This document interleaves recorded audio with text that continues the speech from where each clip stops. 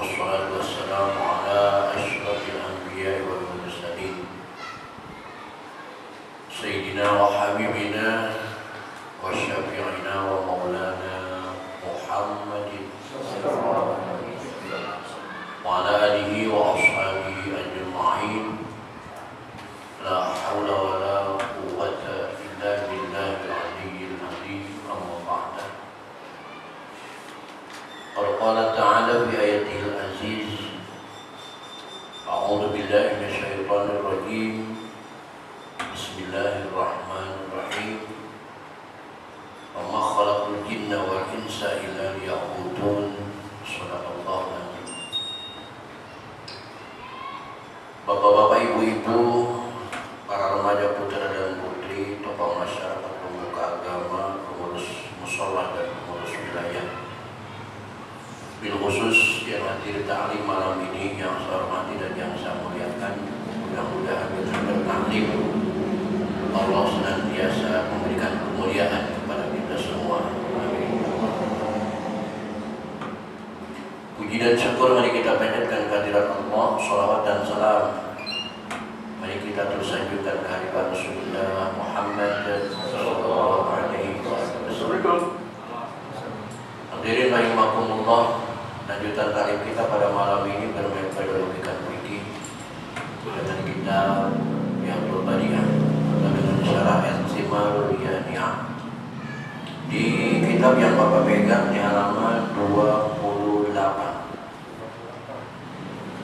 Di halaman 28 ada baris kedua, ada kalimat babul musri.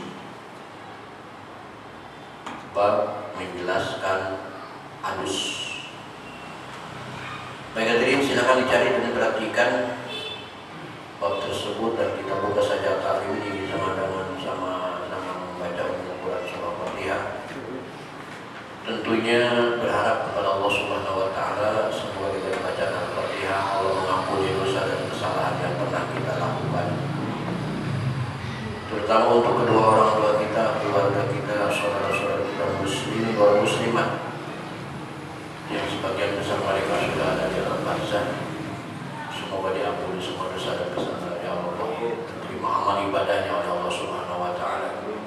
Dan kita yang masih hidup mudah-mudahan diberikan panjang umur serta sehat walafiat, murah rezeki yang sesuai maksud, yang punya hajat mudah-mudahan hajatnya dikabul oleh Allah Subhanahu wa taala, yang punya maksud mudah-mudahan maksudnya terselesaikan. Dan niat memperingati proklamasi ke-77 kita bacakan Al-Fatihah buat para pejuang Republik Indonesia yang telah terdahulu kita, yang mereka mengorbankan keringat, mengorbankan tetesan darah, bahkan nyawa mereka korban untuk membangun Republik ini. Kita yang menikmati sekarang, mudah-mudahan mereka semua diampuni semua dosa dan kesalahannya oleh Allah dan terima amal ibadahnya oleh Allah Subhanahu wa taala. Bismillahirrahmanirrahim. Rasulullah wa barakatuh wa ibadah kita sayyidina wa idana ala wa bisil Fatihah. Bismillahirrahmanirrahim. Alhamdulillahirabbil alamin arrahmanir rahim maliki yaumiddin. Iyyaka na'budu wa iyyaka nasta'in ihdinas mustaqim shiratal ladzina an'amta 'alaihim ghairil maghdubi 'alaihim waladdallin.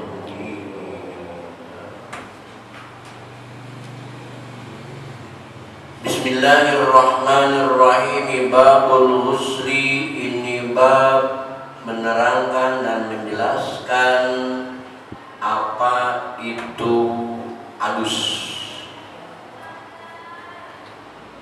Adus di sini menggunakan kosakata Sunda. Karena kalau orang Sunda bilang adus berarti mandi khusus. Berbeda dengan orang Jawa bilang adus, itu semua mandi disebut adus. Pagi-pagi adus, orang Jawa sore-sore adus, siang adus, malam adus, biar nggak adus-adus ikut arane adus. Orang Sunda pada umumnya mandi. Pagi mandi, sore mandi, siang mandi, malam mandi. Tapi kalau orang sudah bilang adus, itu mandi spesial. Ghuslu ini kadang-kadang disebut juga, dibaca juga ghuslu. Apa maksudnya? Lihat di layar. Huwa indal fuqaha. Kalimat ghuslu atau ghuslu menurut ahli fikih, in udifa ila sababin, jika ia dimudofkan kepada suatu sebab, kagoslil Jumat, seperti adus Jumat, adus sebabnya hari Jumat, wal idaini, adus sebabnya karena hari raya, fal asra, maka yang benar bacaannya al-dhammu, didomahkan ghuslu. Maka ada ghuslul badan. Tetapi wa in udifa ila saubi, kalau ghuslu ini dimudofkan kepada pakaian, wa nahwihi, dan seumpamanya ka ghuslil yadaini, maka fal absah, maka yang benar ghuslu itu dibaca al-fathu, dibaca fathah, bukan ghuslu tapi ghuslu. Singkatnya, kalau ghuslu itu mandi yang ada syarat rukunnya, tapi kalau ghuslu itu mencuci yang tidak ada syarat rukunnya. Kalau balik dengan kosakata Sunda tadi, kalau ghuslu itu adus, kalau ghuslu itu mandi.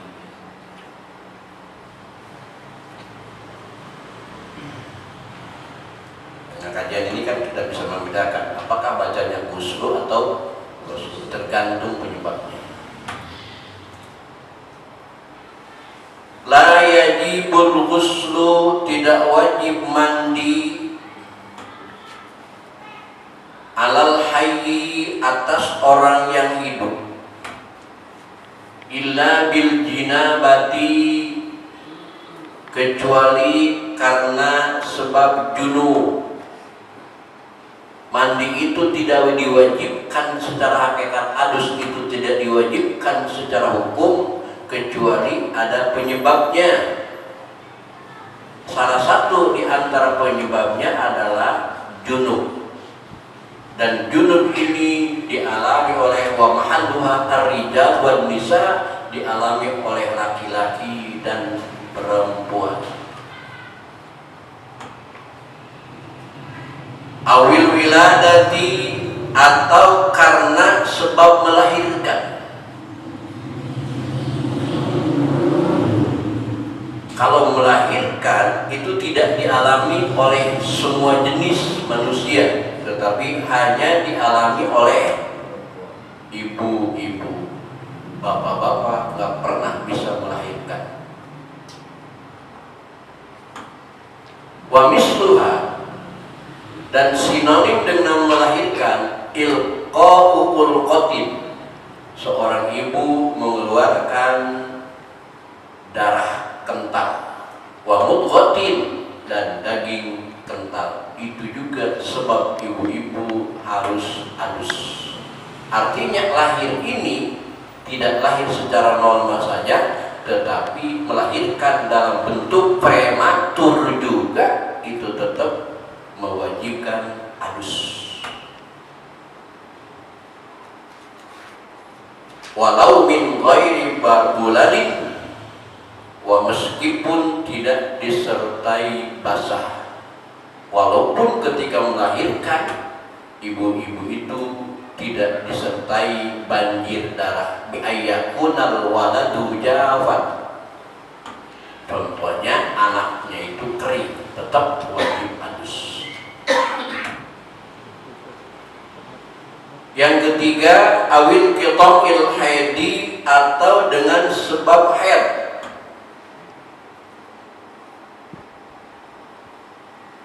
Yang menyebabkan wajib adus yang ketiga yaitu dengan sebab terputusnya haid, awil nifasi, dan yang keempat, wajib adus itu tertera karena sebab terputusnya nifas.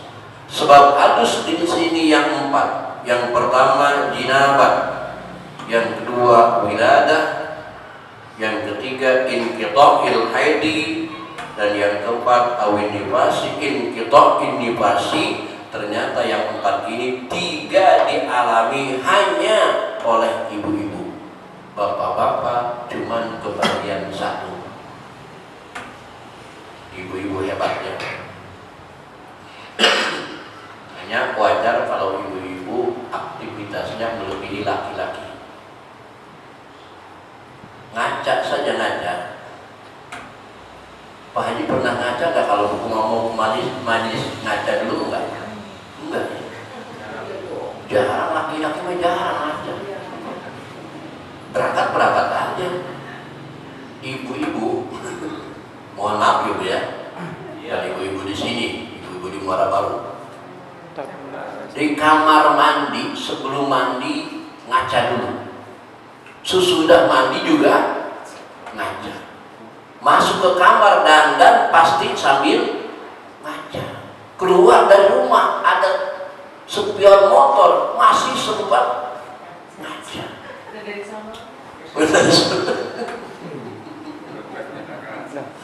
Mau jalan melihat di pinggir jalan ada rumah berkaca, ada rumah pakai kaca, listnya pakai kaca, jendelanya pakai kaca, pintunya pakai kaca. Ibu itu masih sempat aja ngaca. Di mana-mana selalu ngaca, bahkan di dompet pun itu sebelahnya kaca. Nggak tahu. Hal-hal yang negatif itu banyak ke ibu-ibu ya Bu. Salah satunya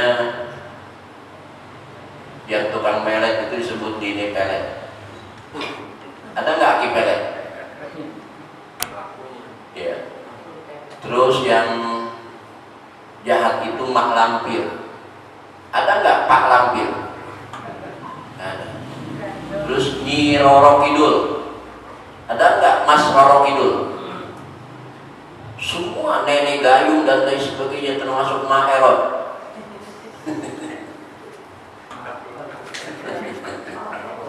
Oh enggak ya, nggak masuk ya. Tapi Om jangan tersinggung Om, itu aja tersinggung. Bahkan penyakit itu rata-rata kan namanya nama perempuan. Tsunami, kenapa gak tsunami? Terus COVID, terus varian-variannya apa namanya? Lah, nyaris nama-nama perempuan. Angin yang muter menghancurkan wilayah, rumah terbang itu apa? Angin apa namanya? Puting beliung. Apa puting? Beliung. Oh. Tadi so tahu. Tahu juga kagak loh. Ternyata kewajiban adus 4 untuk perempuan, hanya 1 untuk laki-laki. Kita bahas yang pertama. Kewajiban adus yang pertama kena sebab jinabat. Wa tahsulul jinabatu, dan hasil junub itu imma bi khudukhulil hasyafati, imma dengan sebab masuknya hasyafah atau zakar, au miqdariha atau ukurannya, fi kubulin, masuknya dalam kubur dalam kurung farji, au duburin atau dubur, walau libahi matin, meskipun kepada binatang. Termasuk dalam hukum jinabat memasukkan zakar, memasukkan hasyafah ke dalam kubur atau dubur, walaupun yang dimasukinnya bukan punya manusia tetapi punya hewan liar.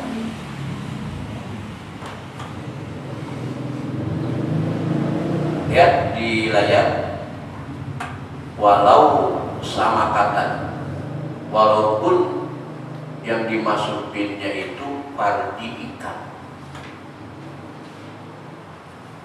Apa mungkin Orang sini mungkin pengalaman soal ikan kalah sama orang baru-baru. Coba klik ikan pari, itu mirip dengan manusia kubulnya. Aumaitatin, atau yang dimasukinnya mait, tetap wajib adus. Tetapi ini ingat, lakin ya junubul hayyu,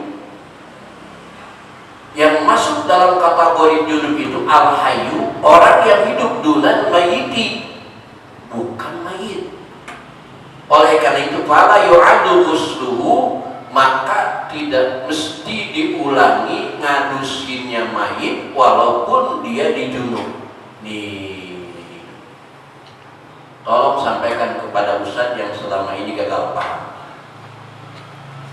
Karena ada seorang jamaah ibu-ibu ngadu kepada saya menanyakan hukum tentang ini. Alkisah, si ibu itu suaminya meninggal. Setelah suaminya meninggal, dimandiin, sudah bersih, mau dikafani rapi, ibu-ibu itu minta izin kepada ustadz yang ngurusin, mau mencium suaminya ciuman yang terakhir sebelum suaminya dikubur. Ustadz itu mengatakan, tidak boleh bu, suami ibu itu sudah dimandiin, diadusin, sudah diwuduin. Nanti kalau ibu cium, nanti batal wudunya, batal adusnya. Tolong sampaikan kepada ustadz yang gagal paham. Lihat di sini, fala yajibu, tidak wajib, fala yu'adu ghusluhu, mayit itu tidak mesti diulangi adusnya walaupun dia dijunub. Yang punya hadas junub itu adalah orang yang masih hidup. Kenapa hukum itu berlaku bagi orang yang masih hidup? Sudah mati tidak berlaku lagi hukum, termasuk hukum junub. Maka kalau kita tidak panjang, ada cerita ajib tapi aib. Ada seorang ulama besar dari kalangan muslim ini, ternyata putra seorang mayit. Udah nggak usah dicari ini, nggak usah. Wa ilam yahsul injal, meskipun tidak hasil mengeluarkan mani. Junub itu nggak sempat mengeluarkan mani, baru nyeplos, tiba-tiba datang tamu, tok tok tok, assalamualaikum, waalaikum. Pak, ini uang 50 juta, dicabut lagi. Nggak sempat keluar mani, tetap wajib adus dengan janabat tadi. Janabat yang kedua, wa imma binuzulil mani, dan imma disebabkan karena keluar mani. Walau bi ghairi ilajin, walaupun tidak dengan memasukkannya. Pilihan yang kedua, yang mewajibkan manusia adus itu karena sebab keluar mani, walaupun tidak dengan proses dimasukkan ke dalam pardi. Bagaimana mungkin keluar mani tanpa dimasukkan ke dalam pardi? Kal hasli fin naum, seperti yang hasil pada waktu tidur. Beni tidur, mimpi ketemu dengan Dewi Persik, Beni. Tiba-tiba celananya ada Pulau Jawa. Basah. Ngaku loh. Itulah manusia.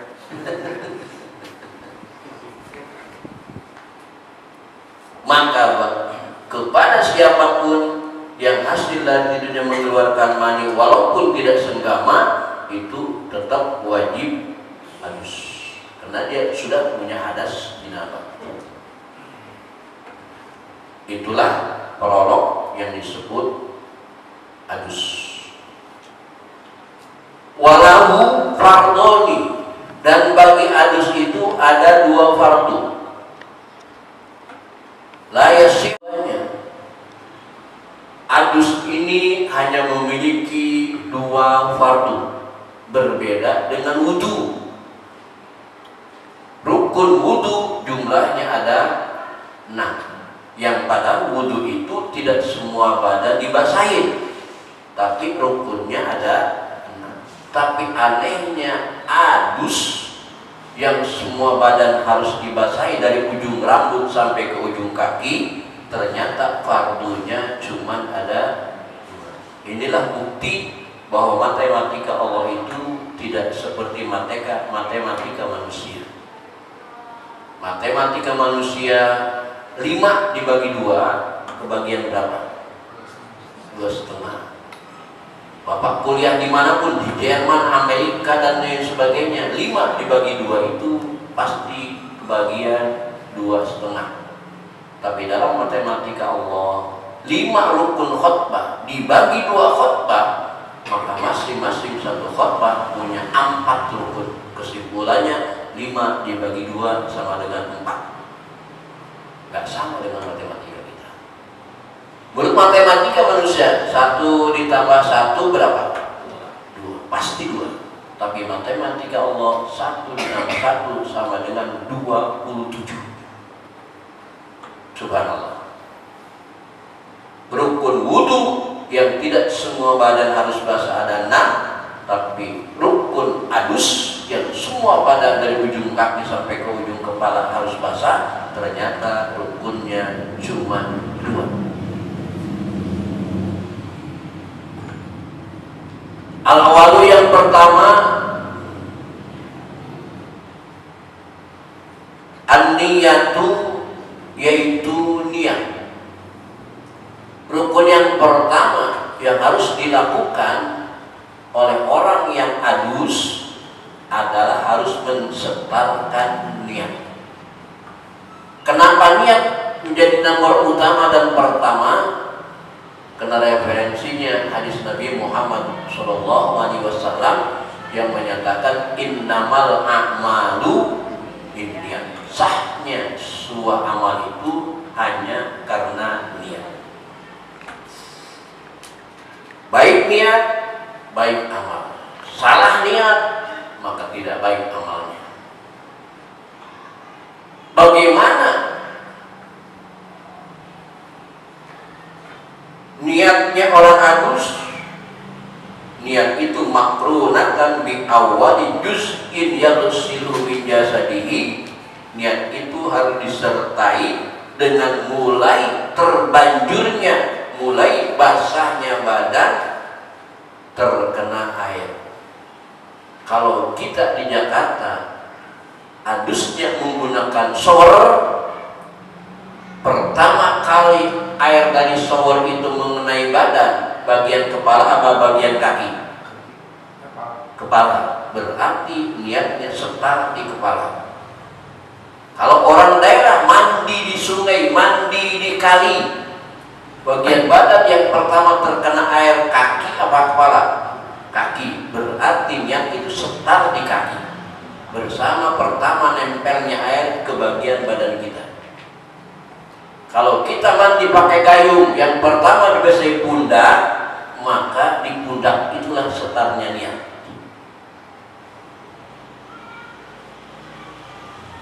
Bima payuta bima ba'da walau min asfalil badan idza yajibuna tartibun wa yusadu taqdimuha min asunat al-mutaqaddim wa sabiha awasiwa. Oleh karena itu payan bil mughtasilu, maka harus niat orang yang hadis itu niatnya rob al hadasi, menghilangkan hadas.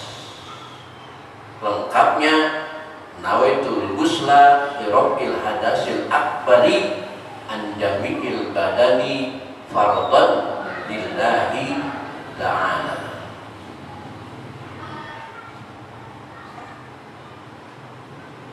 Au atlaqo, atau dimutlakkan saja, nawaitul ghusla lillahi ta'ala. Tetapi kalau kita niat adus, niatnya nawaitu rabbal hadasil asghari fardhan lillahi ta'ala, sebagaimana niat wudu, itu tidak sah adusnya.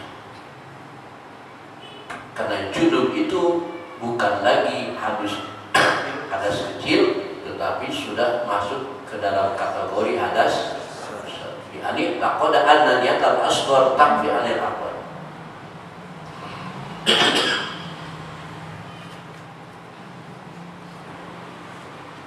Au fardul ghusli, nawaitu fardul ghusli lillahi ta'ala. Selesai. Enggak perlu menyebutkan hadasil akbari. Au ada al-ghusli, nawaitu ada al-ghusli. Selesai. Lihat di layar lebih jelas. Au wajib al-ghusli, nawaitu wajib al-ghusli. Silakan. Awil ghusla li sholat, nawaitu ghusla li sholat. Silakan pilih salah satu di antaranya. Nawaitu fardul ghusli, nawaitu ada al-ghusli, nawaitu wajib al-ghusli, nawaitu ghusla li sholat. Silakan sah. Tapi jangan nyebut hadas asghar, karena hadasnya hadas besar. Maka hadas besar tidak bisa hilang dengan hadas asghar. Au nahwu dzalik, atau seumpamanya yang tadi.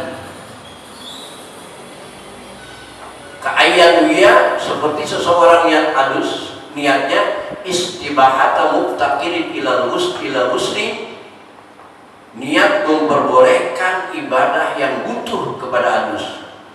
Nawaitu istibahata muftakirin ilal ghusli kal qiraah, itu juga sah. Bikhilafin wudu'il masjid. Tapi niat ini panjang dan bapak nggak kenal itu. Gampang aja lah. Nawaitu ghusla lillahi ta'ala, selesai. Nawaitu fardhu ghusla lillahi ta'ala, selesai. Wasani, dan yang kedua, rukun wudu adalah takmimu jasadihi, meratakan jasadnya, zahiran, dari luarnya faqat saja. Yang kedua, rukun adus adalah meratakan semua badannya, bagian luar, dari mulai ujung rambut sampai ke ujung kaki, hatta al-far, sampai kukunya, wa ma tahtaha, sampai kulit di bawah kuku. Maka ibu-ibu yang suka ngaji, yang suka sholat, mohon diperhatikan, camkan kata-kata ini. Jangan sekali-kali kukunya dipakein jutek.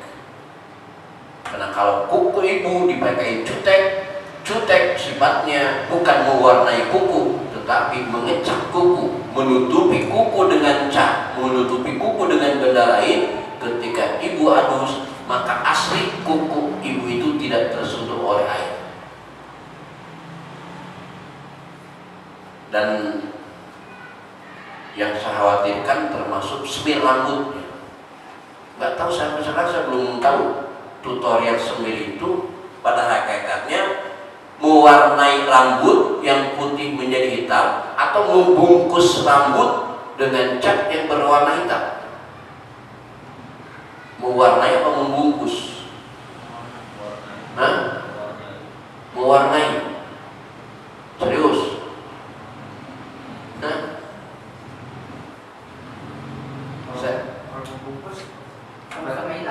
membungkus bisa hilang, mewarnai bisa hilang, tapi salah. Kenapa? Membungkus bisa hilang, mewarnai bisa hilang. Saya bukan mau hilangnya. Kalau sana. Iya, bukan soal itu. Tapi perbedaannya, kalau mewarnai, jangan dulu dipotong. Mentang-mentang putra daerah dipotong. Mentang-mentang tamu dikasih dulu. Maksudnya begini ya, kalau mewarnai, rambut itu diwarnai oleh semir tadi sehingga rambutnya berubah warna menjadi hitam, dan ketika mandi itu rambutnya basah. Tapi kalau membungkus, semir itu membungkus, mengecat, berarti ketika mandi rambutnya itu nggak terkena basah karena dilindungi oleh cat tadi.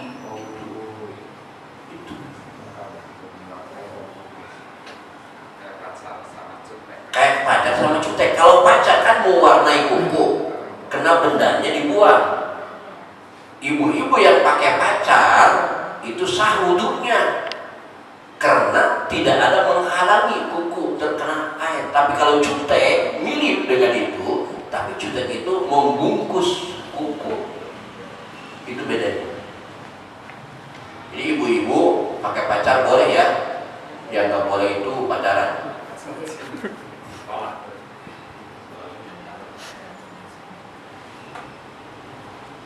Wasyarihi, dan rambutnya.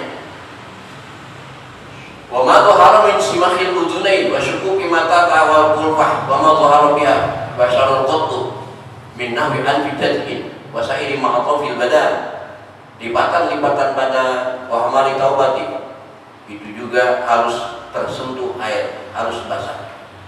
Leher lipat-lipat leher harus basah, perut berlipat-lipat harus basah, ketek berlipat-lipat harus basah, semua. Wasyarihi, dan rambutnya. Zahirat nani, kalau rambut, kalau kulit tadi cukup luarnya saja. Ketika bola mata itu tidak mesti tercuci. Tetapi rambut zahiran wa batinan, luarnya dan dalamnya, bil ma'i, dengan air, marratan wahidatan, satu kali. Itu fardunya cuman satu kali. Tapi kalau sunnahnya nanti pada halaman berikutnya kita juga akan membahas 2 pasal lagi tentang adus. Yang satu pasal wajib bagi orang yang adus melakukan hal tersebut, dan yang terakhir nanti ada sunnah adus yang selama ini jarang kita lakukan, sunnah adus. Selama ini kita hanya melaksanakan adus, hanya mengejar fardu-fardunya saja. Insyaallah pada pertemuan yang akan datang kita akan lanjutkan lagi. Untuk malam ini cukup sampai di sini. Assalamualaikum warahmatullahi wabarakatuh.